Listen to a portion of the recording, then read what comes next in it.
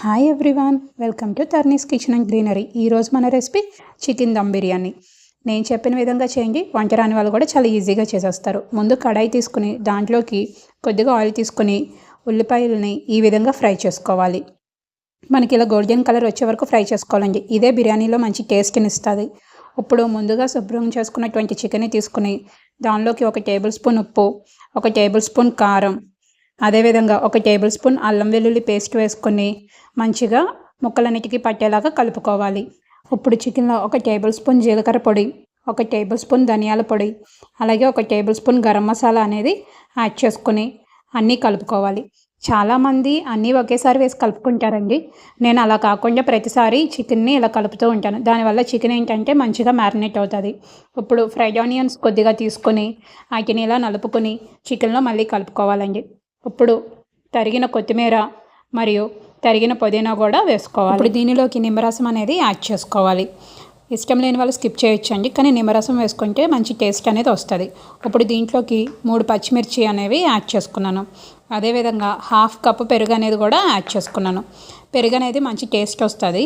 కొంతమంది ఏంటంటే పెరుగు వేయటం వల్ల అడుగంటుతుంది అని చెప్పి ఫీల్ అవుతారు. అలా ఏమీ ఉండదండి. ఇప్పుడు దీనిలోకి 2 టేబుల్ స్పూన్ల వరకు ఆయిల్ వేసుకొని చికెన్ మొత్తాన్ని మంచిగా మ్యారినేట్ చేసుకొని అట్లీస్ట్ 1.5 అవర్ పక్కన పెట్టుకోవాలండి.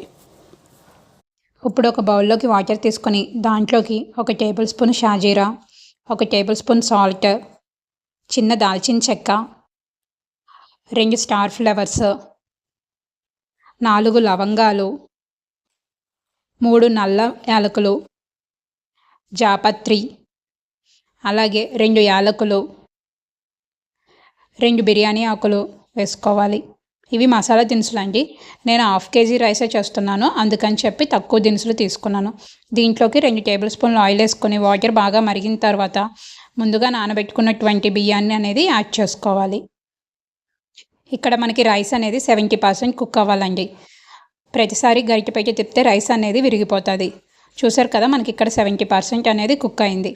ఇప్పుడు రైస్ని పక్కకి తీసేసుకొని ముందుగా మ్యారినేట్ చేసుకున్నటువంటి చికెన్లో మనం యాడ్ చేసుకోవాలి.